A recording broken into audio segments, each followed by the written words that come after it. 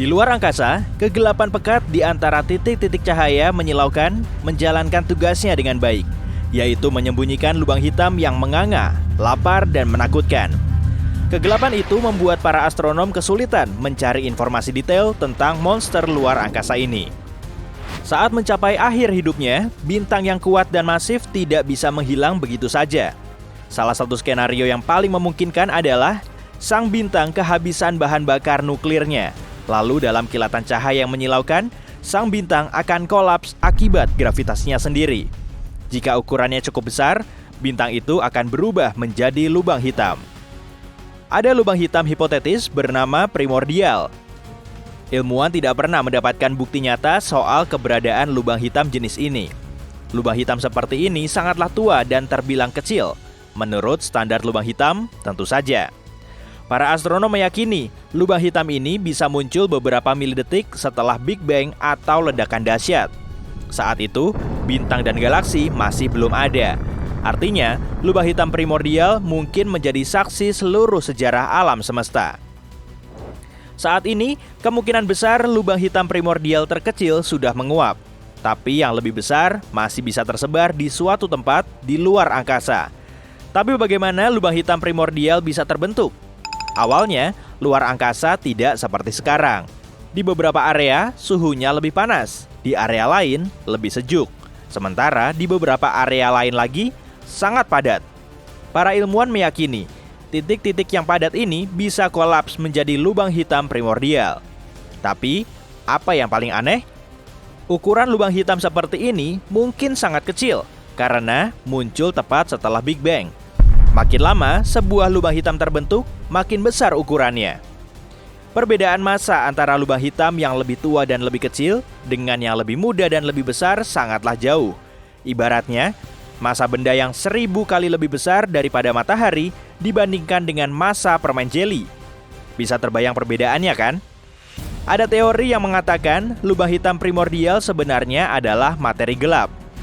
Materi ini diyakini memenuhi sekitar 80% massa alam semesta yang sudah bisa diamati saat ini. Para astronom belum mampu melihatnya secara langsung karena materi aneh ini tidak memancarkan cahaya atau energi apapun. Gagasan ini belum begitu diterima selama beberapa dekade. Namun baru-baru ini para ilmuwan menyadari ada lebih banyak lubang hitam di alam semesta daripada yang mereka kira dulu. Artinya, teori ini mungkin memang benar. Sementara itu, populasi lubang hitam bentukan Big Bang yang luas dan masih tersembunyi mungkin bukan cuma bagian dari materi gelap, melainkan materi gelap itu sendiri. Tapi, para astronom belum menemukan satupun partikel materi gelap, bahkan setelah puluhan tahun pencarian. Beberapa ilmuwan berpendapat, materi gelap tidak mungkin terdiri dari kumpulan lubang hitam primordial berbagai ukuran. Karena jika demikian, semua lubang hitam ini akan terlalu sering bertabrakan. Ilmuwan lain mengatakan, lubang hitam mungkin muncul berpasangan. Lalu, lubang hitam ketiga bisa mendekati pasangan ini dan menggantikan salah satunya. Lagi pula, alam semesta kita memang dipenuhi lubang hitam dan jumlahnya super banyak. Proses ini akan berulang berkali-kali, jadi hampir tidak ada penggabungan atau tabrakan. Lubang hitam primordial mungkin membentuk gugusan seukuran jarak antara matahari dan bintang terdekat kita. Tiap gugusan ini dapat dihuni ribuan lubang hitam, yang semuanya berimpitan.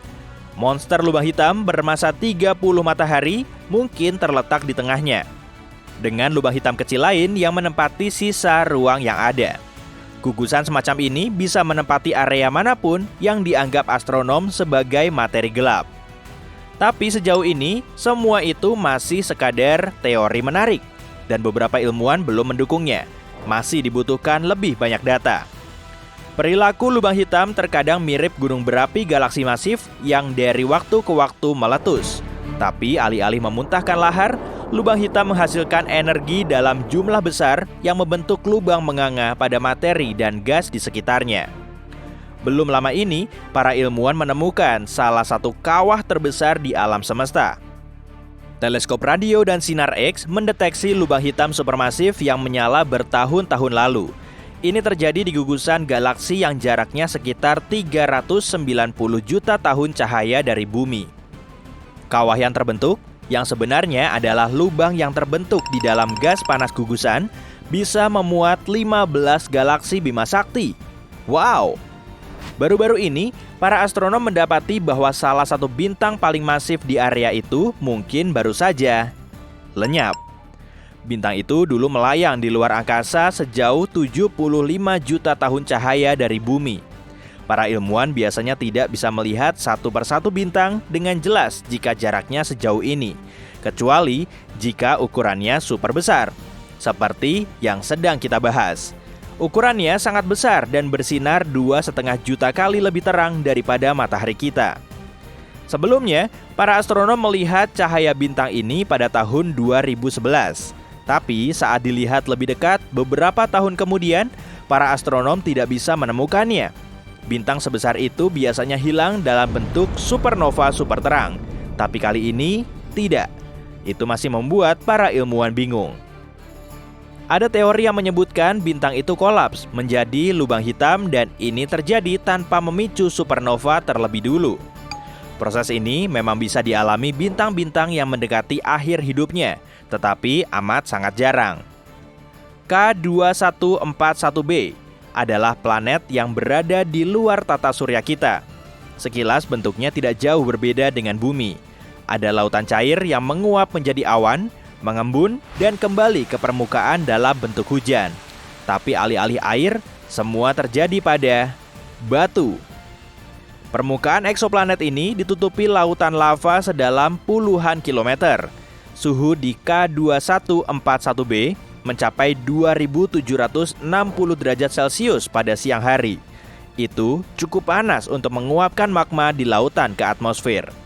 Kemudian, angin supersonik yang dapat bertiup dengan kecepatan 1,5 km per detik membawa uap batu ini ke sisi malam planet. Magma yang menguap, mendingin, kembali menjadi cair, lalu turun sebagai hujan batu. Oke, kayaknya kita butuh payung lebih kuat. Ada bintang di galaksi GSN 069 yang mungkin akan berubah menjadi planet seukuran Jupiter dalam triliunan tahun mendatang. Itu karena bintang ini sering bertemu dengan lubang hitam. Pertama, para astronom melihat semburan sinar X yang aneh. Semburan itu sangat terang dan menyala setiap 9 jam. Setelah memeriksa fenomena ini, para peneliti menyadari itu adalah bintang yang terlempar ke orbit unik di sekitar lubang hitam. Dan kilatan yang mereka lihat adalah materi yang tersedot dari permukaan bintang. Ini terjadi setiap kali bintang itu melewati lubang hitam yang rakus. Selama jutaan tahun, lubang hitam telah mengubah sang raksasa merah menjadi katai putih, dan prosesnya belum akan berhenti dalam waktu dekat. Baru-baru ini, para astronom menemukan sejumlah jejak fosfina di atmosfer Venus. Di bumi, gas yang mudah terbakar dan tidak berwarna ini sering ditemukan di dekat mikrob. Oleh karena itu, ada teori baru yang menyatakan mungkin ada kehidupan di Venus. Namun, jika memang ada, kehidupan ini hanya bisa muncul di ketinggian awan, karena tidak ada organisme hidup yang mampu bertahan di lingkungan Venus yang ekstrim. Permukaannya super kering, tanpa air cair, dan tekanannya 90 kali lebih besar dari permukaan bumi. Suhu di sana hampir mencapai 480 derajat Celcius, cukup panas untuk melelehkan logam tertentu. Jadi, mustahil kan? Metana, gas yang biasanya dihasilkan makhluk hidup, ditemukan di Mars pada tahun 2013. Pesawat luar angkasa Mars Express milik Badan Antariksa Eropa mendeteksinya di kawah Gale dekat ekuator Mars. Penemuan ini mungkin suatu hari akan menjawab pertanyaan tentang ada atau tidaknya kehidupan di Mars. Asteroid 2019 Oka membuat para ilmuwan takut karena mendekati planet kita diam-diam pada Juli 2019. Asteroid besar ini, yang panjangnya 122 meter, muncul entah dari mana. Asteroid ini meluncur sangat dekat ke bumi. Hanya sekitar 72.000 km jauhnya, atau kurang dari 1/5 jarak bumi ke bulan. Lapisan luar matahari jauh lebih panas daripada permukaannya. Suhunya bervariasi dari 5.500 derajat Celcius di dekat permukaan sampai sepanas 555.000 derajat Celcius di koronanya, alias lapisan terluar matahari. Alasan dibalik fenomena ini mungkin adalah suar nano, yaitu semburan panas kuat dari bintang itu.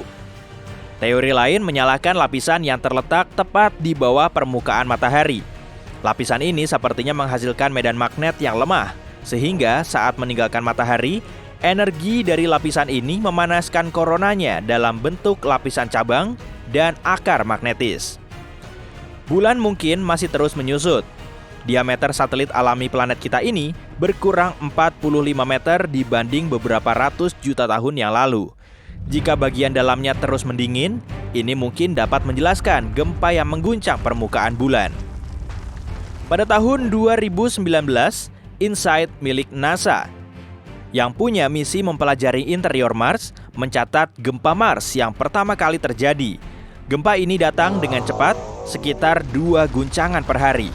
Sebagian besar gempa ini berskala kecil. Kamu bahkan tak akan merasakannya jika itu terjadi di bumi.